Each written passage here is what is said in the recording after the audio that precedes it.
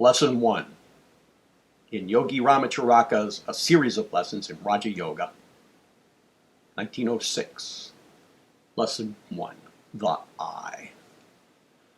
In India, the candidates for initiation into the science of Raja Yoga, when they apply to the yogi masters for instruction, are given a series of lessons designed to enlighten them regarding the nature of the real self, and to instruct them in the secret knowledge whereby they may develop the consciousness and realization of the real I within them. They are shown how they may cast aside erroneous or imperfect knowledge regarding their real identity. Until the candidate masters this instruction, or at least until the truth becomes fixed in his consciousness, further instruction is denied him. For it is held that until he has awakened to a conscious realization of his actual identity, he is not able to understand the source of his power, and moreover is not able to feel within him the power of the will, which power underlies the entire teachings of Raja Yoga. The yogi masters are not satisfied if the candidate forms merely a clear intellectual conception of this actual identity, but they insist that he must feel the truth of the same, must become aware of the real self, must enter into a consciousness in which the realization becomes a part of his everyday self, in which the realizing consciousness becomes the prevailing idea in his mind, around which his entire thoughts and actions revolve. To some candidates, this realization comes like a lightning flash the moment the attention is directed toward it, while in other cases the candidates find it necessary to follow a rigorous course of training before they acquire the realization in consciousness. The yogi masters teach that there are 2 degrees of this awakening consciousness of the real self. The first, which they call the consciousness of the I, is the full consciousness of real existence that comes to the candidate, and which causes him to know that he is a real entity having a life not depending upon the body, life that will go on in spite of the destruction of the body, real life, in fact. The second degree, which they call the consciousness of the I am, is the consciousness of one's identity with the universal life, and his relationship to and in touchness with all life, expressed and unexpressed. These 2 degrees of consciousness come in time to all who seek the path. To some it comes suddenly, to others it dawns gradually, to many it comes assisted by the exercises and practical work of Raja Yoga.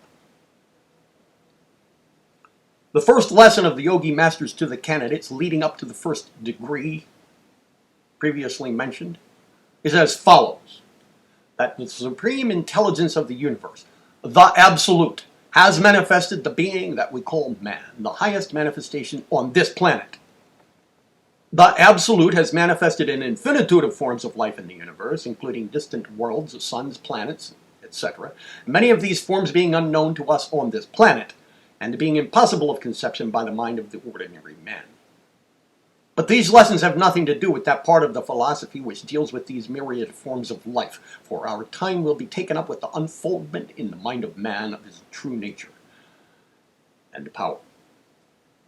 Before man attempts to solve the secrets of the universe without, he should master the universe within, the kingdom of the self.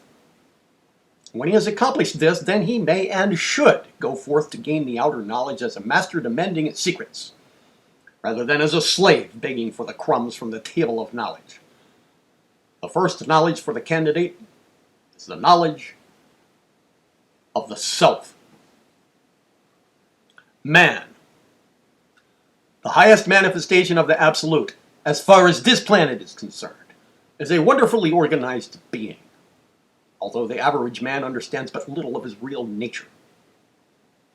He comprises within his physical, mental, and spiritual makeup of both the highest and the lowest. In his bones he manifests almost in the form of mineral life. In fact, in his bones, body, and blood, mineral substances actually exist. The physical life of the body resembles the life of the plant. Many of the physical desires and emotions are akin to those of the lower animals.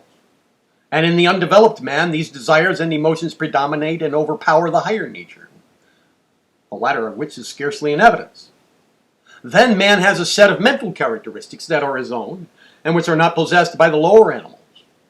And in addition to the mental faculties common to all men, or rather that are in evidence in a greater or lesser degree among all men, there are still higher faculties latent within man, which when manifested and expressed render man more than ordinary man. The unfoldment of these latent faculties is possible to all who have reached the proper stage of development. And the desire and hunger of the student for this instruction is caused by the pressure of these unfolding latent faculties, crying to be born into consciousness.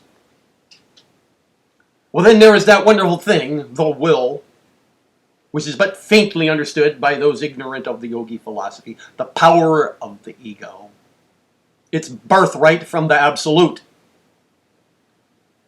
But while these mental and physical things belong to man, they are not the man himself.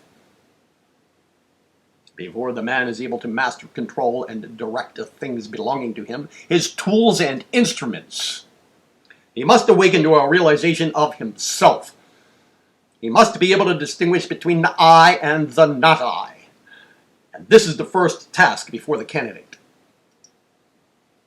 That which is the real self of man is the divine spark sent forth from the sacred flame. It is the child of the divine parent. It is immortal, eternal, indestructible, invincible. It possesses within itself power, wisdom, and reality. But like the infant that contains within itself the sometime man, the mind of man is unaware of its latent and potential qualities and does not know itself.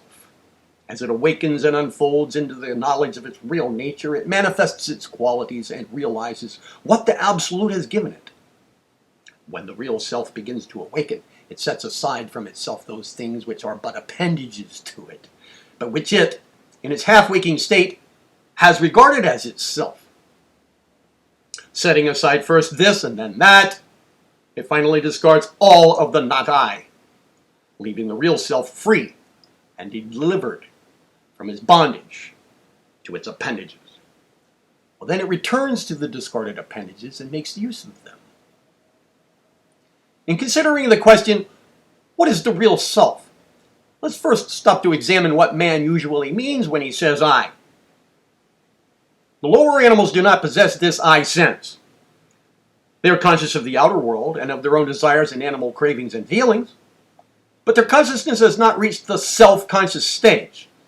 They are not able to think of themselves as separate entities and to reflect upon their thoughts. They are not possessed of a consciousness of the divine spark, the ego, the true ego, with the capital E, the real self. The divine spark is hidden in the lower forms of life, even in the lower forms of human life, but many sheaths that shut out its light. But nevertheless, it's there. Always. It sleeps within the mind of the savage. And then as he unfolds, it begins to throw out its light. In you, the candidate, is fighting hard to have its beams pierce through the material coverings. When the real self begins to arouse itself from its sleep, its dreams vanish from it, and it begins to see the world as it is, and to recognize itself in reality and not as the distorted thing of its dreams. The savage and barbarian are scarcely conscious of the I. They are but a little above the animal in point of consciousness, and their I is almost entirely a matter of the consciousness of the wants of the body, the satisfaction of the appetites, the gratification of the passions, the securing of personal comfort, the expression of lust, savage power, and so on. In the savage, the lower part of the instinctive mind is the seat of the I. If the savage could analyze his thoughts, he would say that the I was the physical body, the said body having certain feelings, wants, and desires. The I of such a man is a physical I, the body representing its form and substance. Not only is this true of the savage, but among many of the so-called civilized men of today, we find many in this stage. They have developed powers of thinking and reasoning, but they do not live in their minds as do some of their brothers. They use their thinking powers for the gratification of their bodily desires and cravings, and really live on the plane of the instinctive mind.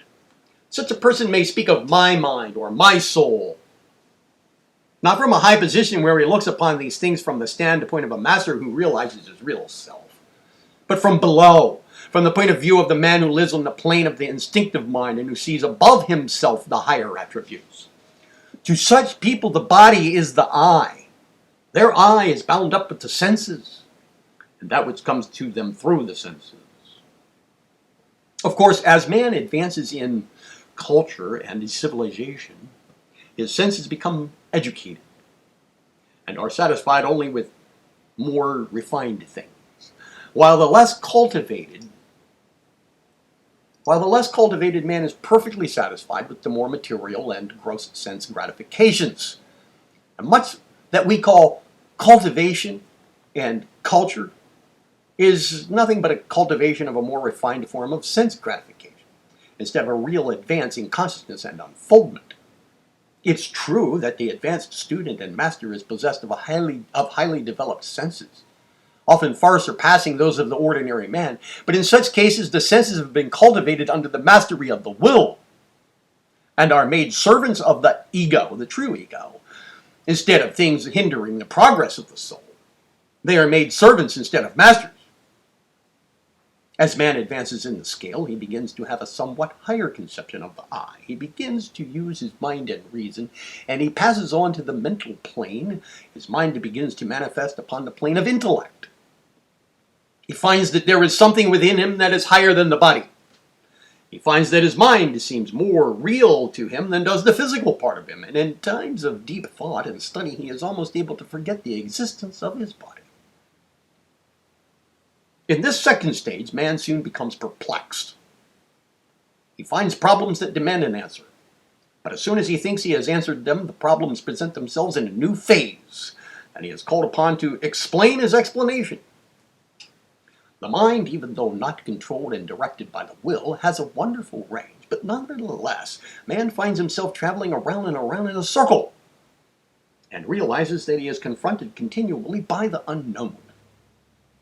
This disturbs him, and the higher the stage of book learning he attains, the more disturbed he becomes. The man of but little knowledge does not see the existence of many problems that force themselves before the attention of the man of more knowledge, and demand an explanation from him. The tortures of the man who has attained the mental growth that enables him to see the new problems and the impossibility of their answer cannot be imagined by one who has not advanced to that stage. The man in this stage of consciousness thinks of his I as a mental thing, having a lower companion, the body. He feels that he has advanced, but yet his I does not give him the answer to the riddles and questions that perplex him, and he becomes most unhappy. Such men often develop into pessimists, and consider the whole of life as utterly evil and disappointing, a curse rather than a blessing. Pessimism belongs to this plane, for neither the physical plane man or the spiritual plane man have this curse of pessimism. The former man has no such disquieting thoughts, for he is almost entirely absorbed in gratifying his animal nature, while the latter man recognizes his mind as an instrument of himself rather than as himself, and knows it to be imperfect in its present stage of growth. He knows that he has in himself the key to all knowledge, locked up in the true ego, and which the trained mind, cultivated, developed, and guided by the awakened will, may grasp as it unfolds. Or knowing this, the advanced man no longer despairs, and recognizing his real nature and his possibilities as he awakens into consciousness of his powers and capabilities, he laughs at the old, despondent, pessimistic ideas and discards them like a worn-out garment. Man on the mental plane of consciousness is like a huge elephant who doesn't know his own strength. He could break down barriers and assert himself over nearly any condition or environment, but in his ignorance of his real condition and power, he may be mastered by a puny driver or frightened by the rustling of a piece of paper. When the candidate becomes an initiate, excuse me, when he passes from the purely mental plane onto the spiritual plane, he realizes that the I, the real self, is something higher than either the body or the mind. And that both of the latter may be used as tools and instruments by the ego or I. This knowledge is not reached by purely intellectual reasoning, although such efforts of the mind are often necessary to help in the unfoldment, and the masters so use it. The real knowledge, however, comes as a special form of consciousness. The candidate becomes aware of the real I, and this consciousness being attained, he passes to the rank of the initiates. When the initiate passes the second degree of consciousness and begins to grow into a realization of his relationship to the whole, when he begins to manifest the expansion of self, then he is on the road to mastership. In the present lesson, we shall endeavor to point out to the candidate the methods of developing or increasing the realization of this I consciousness, this first degree work. Excuse me. We give the following exercises or development drills for the candidate to practice. You will find that a careful and conscientious following of these directions will tend to unfold in him a sufficient degree of the I consciousness to enable him to enter into higher stages of development and power. All that is necessary is for the candidate to feel within himself the dawn of the awakening consciousness, or awareness of the real self. The higher stages of the I consciousness come gradually, for once on the path there is no retrogression or going backward. There may be pauses on the journey, but there is no such thing as actually losing that which is once gained on the path. This I consciousness, even in its highest stages, is but a preliminary step toward what is called illumination, and which signifies the awakening of the initiate to a realization of its actual connection with and relation to the whole. The full sight of the glory of the I is but a faint reflected glow of illumination. The candidate, once that he enters fully into the I consciousness, becomes an initiate. And the initiate who enters into the dawn of illumination takes his first step on the road to mastery. The initiation is the awakening of the soul to a knowledge of its real existence. The illumination is the revelation of the real nature of the soul and of its relationship with the whole. After the first dawn of the I consciousness has been attained, the candidate is more able to grasp the meanings of developing the consciousness to a still higher degree, and is more able to use the powers latent within him to control his own mental states, to manifest a center of consciousness and influence that will radiate into the outer world, which is always striving and hunting for such centers around which it may revolve. Man must master himself before he can hope to exert an influence beyond himself. There is no royal road to unfoldment and power. Each step must be taken in turn, and each candidate must take the step himself and by his own effort. But he may and will be aided by the helping hand of teachers who have traveled the path before him and who know just when that helping hand is needed to lift the candidate over the rough places. We bid the candidate to pay strict attention to the following instruction, as it is all important. Do not slight any part of it, for we are giving you only what is necessary, and are stating it as briefly as possible.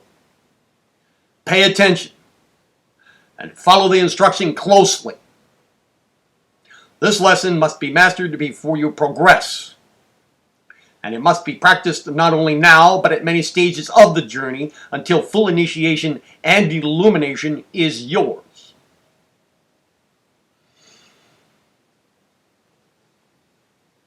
Rules and exercises designed to aid the candidate in his initiation. The first instruction along the line of initiation is designed to awaken the mind to a full realization and consciousness of the individuality of the I. The candidate is taught to relax his body and to calm his mind and to meditate upon the I until it is presented clearly and sharply before the consciousness. We herewith give you directions for producing the desired physical and mental condition, in which meditation and concentration are more readily practiced. This state of meditation will be referred to in subsequent exercises, so the candidate is advised to acquaint himself thoroughly with it. State of meditation. If possible, retire to a quiet place or room where you do not fear interruption, so that your mind will feel secure and at rest. Of course, the ideal condition cannot always be obtained, in which case you must do the best you can. The idea is that you should be able to abstract yourself so far as is possible from distracting impressions, and you should be alone with yourself, in communion with your real self. It is well to place yourself in an easy chair or on a couch so that you may relax the muscles and free the tension of your nerves. You should be able to let go all over, allowing every muscle to become limp until a feeling of perfect peace and restful calm permeates every particle of your being. Rest the body and calm the mind. This condition is best in the earlier stages of the practice. Although after the candidate has acquired a degree of mastery, he will be able to obtain the physical relaxation and mental calm whenever and wherever he desires. But he must guard against acquiring a dreamy way of going around, wrapped in meditation when he should be attending to the affairs of life. Remember this: the state of meditation should be entirely under control of the will, and should be entered into only deliberately and at the proper times. The will must be master of this, as well as of every other mental state. The initiates are not daydreamers, but men and women having full control of themselves and their moods. The I consciousness, while developed by meditation and consciousness, soon becomes a fixed item of consciousness and does not have to be produced by meditation. In time of trial, doubt, or trouble, the consciousness may be brightened by an effort of the will, as we shall explain in subsequent lessons, without going into the state of meditation. The realization of the I. The candidate must first acquaint himself with the reality of the I before he will be able to learn its real nature. This is the first step. Let the candidate place himself in the state of meditation, as heretofore described. Then let him concentrate his entire attention upon his individual self, shutting out all thought of the outside world and other persons. Let him form in his mind the idea of himself as a real thing, an actual being, an individual entity, a sun around which revolves the world. He must see himself as the center around which the whole world revolves. Let not a false modesty or sense of depreciation interfere with this idea, for you are not denying the right of others to also consider themselves centers. You are, in fact, a center of consciousness, made so by the Absolute, and you are awakening to the fact. Until the ego, with the capital E, the true self, recognizes itself as a center of thought, influence, and power, it will not be able to manifest these qualities. And in proportion as it recognizes its position as a center, so it will be able to manifest its qualities. It is not necessary that you should compare yourself with others, or imagine yourself greater or higher than them. In fact, such comparisons are to be regretted, and are unworthy of the advanced ego, being a mark and indication of a lack of development, rather than the reverse. In the meditation, simply ignore all consideration of the respective qualities of others, and endeavor to realize the fact that you are a great center of consciousness, a center of power, a center of influence, a center of thought. And that like the planets circling around the sun, so does your world revolve around you, who are its center. It will not be necessary for you to argue about this matter, or to convince yourself of its truth by intellectual reasoning. The knowledge does not come in that way. It comes in the shape of a realization of the truth gradually dawning upon your consciousness through meditation and concentration.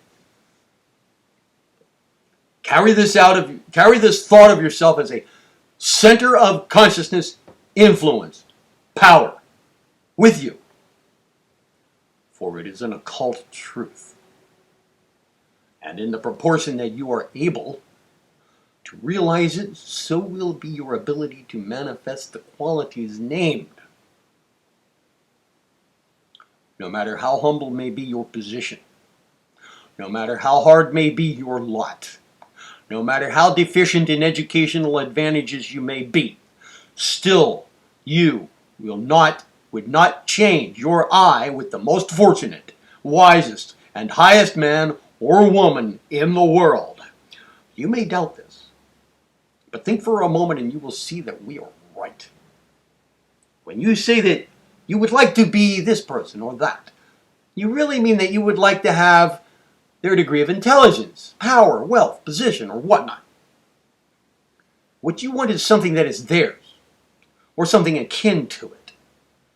But you would not for a moment wish to merge your identity with theirs, or to exchange selves. Think of this for a moment. To be the other person, you would have to let yourself die. And instead of yourself, you would be the other person. The real you would be wiped out of existence. And you would not be you at all. You would be he.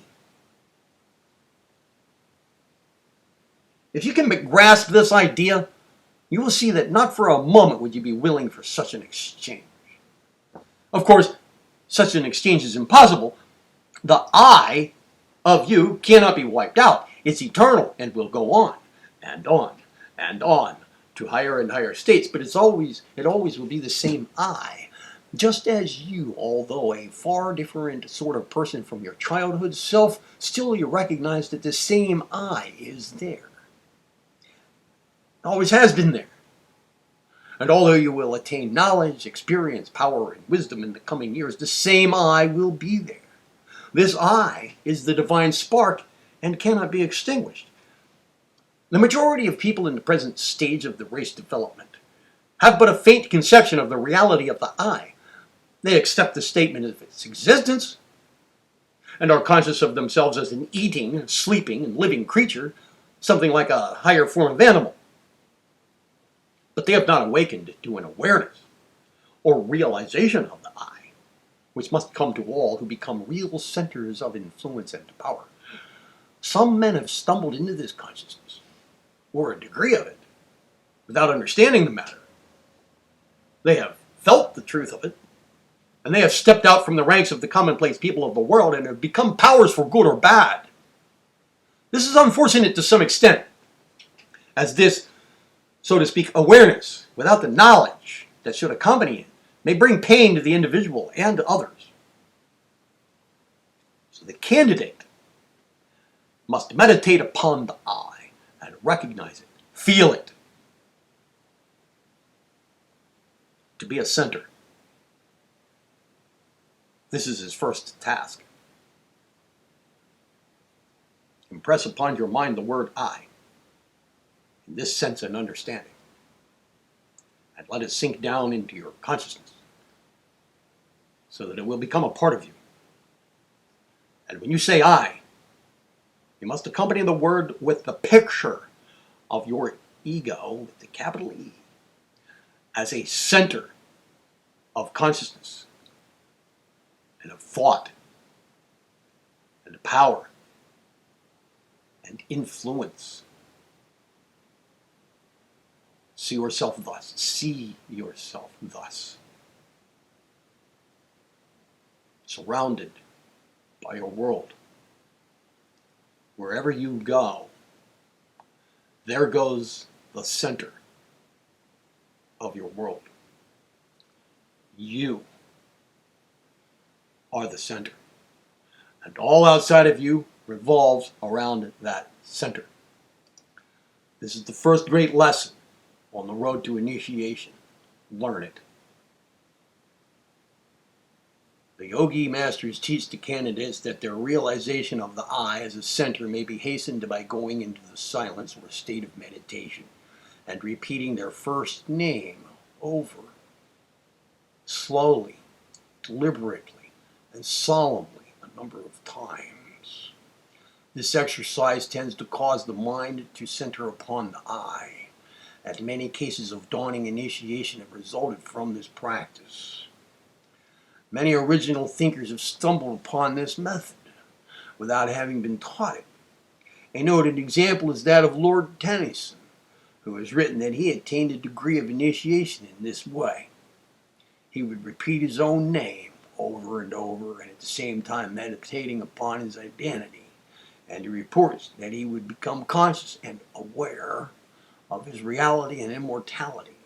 In short, would recognize himself as a real center of consciousness. We think we have given you the key to the first stage of meditation and concentration. Before passing on, let's quote from one of the old Hindu masters. He says regarding this matter, when the soul sees itself as a center surrounded by its circumference, when the sun knows that it is a sun, and is surrounded by its whirling planets, well then it's ready for the wisdom and the power of the Master. The knowledge of the independence of the I from the body. Many of the candidates find themselves prevented from a full realization of the I even after they have begun to grasp it, by the confusing of the reality of the I with the sense of the physical body. This is a stumbling block that is easily overcome by meditation and concentration. The independence of the I, often becoming manifest to the candidate in a flash upon the proper thought being used as a subject of meditation. The exercise is given as follows. Excuse me. Place yourself in the state of meditation and think of yourself, the real I, as being independent of the body, but using the body as a covering and an instrument. Think of the body as you might of a suit of clothes. Realize that you are able to leave the body and still be the same I. Picture yourself doing this and looking down upon your body. Think of the body as a shell from which you may emerge without affecting your identity. Think of yourself as mastering and controlling the body that you occupy and using it to the best advantage, making it healthy, strong, vigorous, but still being merely a shell or covering for the real you. Excuse me. Think of the body as composed of atoms and cells which are constantly changing, but which are held together by the force of your ego, with the big E, and which you can improve at will. Realize that you are merely inhabiting the body and using it for your convenience, just as you might use a house. In meditating further, ignore the body entirely and place your thought upon the real I that you are beginning to feel to be you. And you will find that your identity, your I, is something entirely apart from the body. You may now say, my body, with a new meaning. Divorce the idea of your being a physical being and realize that you are above body. But do not let this conception and realization cause you to ignore the body. You must regard the body as the temple of the spirit and care for it and make it a fit habitation for the I. Don't be frightened if during this meditation you happen to experience the sensation of being out of the body for a few moments and of returning to it when you are through with the exercise. The ego is able, in the case of the advanced initiate, of soaring above the confines of the body, but it never severs its connection at such times. It is merely as if one were to look out the window of a room, seeing what was going on outside and drawing in his head whenever he wishes. He doesn't leave the room, although he may place his head outside in order to observe what's going on in the street. We do not advise the candidate to try to cultivate this sensation. But if it comes naturally during the meditation, do not fear. Realizing the immortality and invincibility of the ego.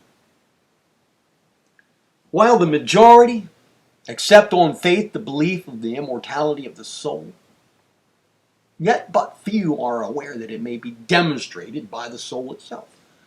The Yogi Masters teach the candidates this lesson as follows. The candidate places himself in the state of meditation, or at least in a thoughtful frame of mind, and then endeavors to imagine himself as dead. That is, he tries to form a mental conception of himself as dead. This, at first thought, appears a very easy thing to imagine.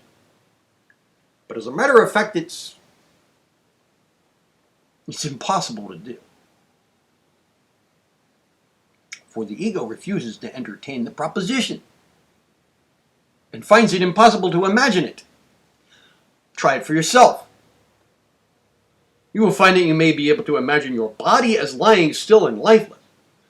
But the same thought finds that in so doing, you are standing and looking at the body. So you see that you are not dead at all, even in imagination, although the body may be. Or if you refuse to disentangle yourself from your body in imagination, you may think of your body as dead, but you who refuse to leave it are still alive and recognize the dead body as a thing apart from your real self. No matter how you may twist it, you cannot imagine yourself as dead. The ego insists upon being alive in any of these thoughts, and thus finds that it has within itself the sense and assurance of immortality.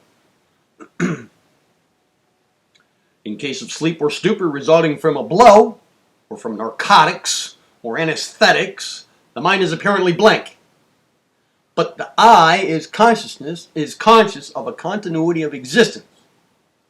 And so one may imagine himself as being in an unconscious state, or asleep quite easily, and sees the possibility of such a state. But when it comes to imagining the I as dead, the mind utterly refuses to do the work. Well, this wonderful fact that the soul carries within itself the evidence of its own immortality, is a glorious thing. But one must have reached a degree of unfoldment before he is able to grasp its full significance. The candidate is advised to investigate this for himself by meditation and concentration. For in order that the I may know its true nature and possibilities, it must realize that it cannot be destroyed or killed. It must know what it is before it is able to manifest its nature. So do not leave this part of the teaching until you've mastered it. And it is well occasionally to return to it, in order that you may impress upon the mind the fact of your immortal and eternal nature. The mere glimmering of this conception of truth will give you an increased sense of strength and power, and you will find that yourself has expanded and grown, and that you are of more power and that you are more of a power and center than you had heretofore realized. The following exercises are useful in bringing about a realization of the invincibility of the ego, its superiority to the elements. Place yourself in the state of meditation and imagine the I as withdrawn from the body. See it passing through the tests of air, fire, and water, unharmed. The body being out of the way, the soul is seen to be able of passing through the air at will, of floating like a bird, or soaring, of traveling in the ether. It may be seen as able to pass through fire without harm and without sensation, for the elements affect only the physical body, not the real I. Likewise, it may be seen as passing through water without discomfort or danger or hurt. This meditation will give you a sense of superiority and strength, and will show you something of the nature of the real I. It is true that you are confined in the body, and the body may be affected by the elements, but the knowledge that the real I is superior to the body, superior to the elements that affect the body, and cannot be injured any more than it can be killed, is wonderful, and tends to develop the full I consciousness within you.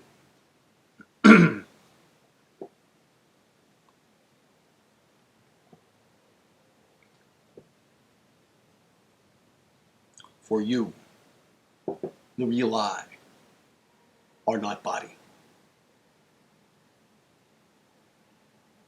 The ego, the real I, is immortal and invincible, cannot be killed, cannot be harmed. When you enter into this realization and consciousness, you will feel an influx of strength and power impossible to describe. Fear will fall from you like a worn-out cloak, and you will feel that you are born again. An understanding of this thought will show you that the things that we have been fearing cannot affect the real I, but must rest content with hurting the physical body. And they may be warded off from the physical body by a proper understanding and application of the will. In our next lesson, you will be taught how to separate the I from the mechanism of the mind. How you may realize your mastery of the mind, just as you now realize your independence of the body. This knowledge must be imparted to you by degrees. And you must place your feet firmly on the round of the ladder, upon one round of the ladder, before you take the next step. The watchword of this first lesson is I. And the candidate must enter fully into its meaning before he is able to progress. He must realize his real existence, independent of the body.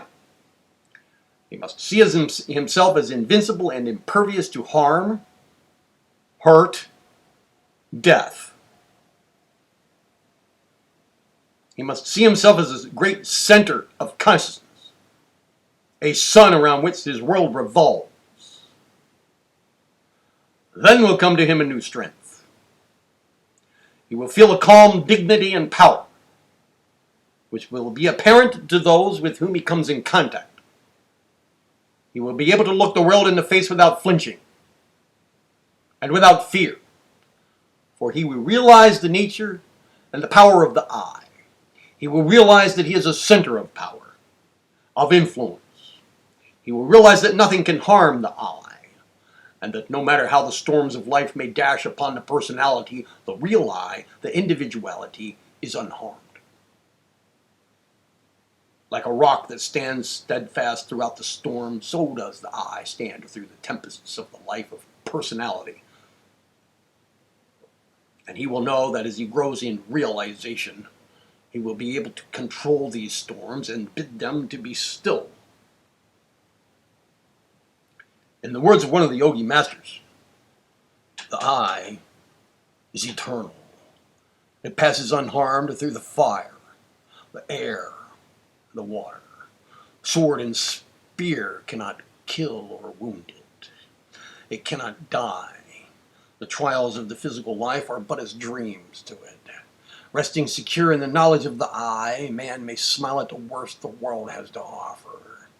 And raising his hand, he may bid them disappear into the mist from which they emerged.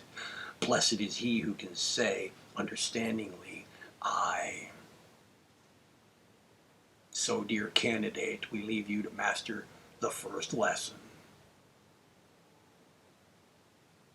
Be not discouraged if your progress is slow. Be not cast down if you slip back a step after having gained it. You will gain two the next time. Success and realization will be yours. Mastery is before you. You will attain. You will accomplish. Peace be with you. Mantras or affirmations for this first lesson are these. I am a center. Around me revolves my world. I am a center of influence and power. I am a center of thought and consciousness.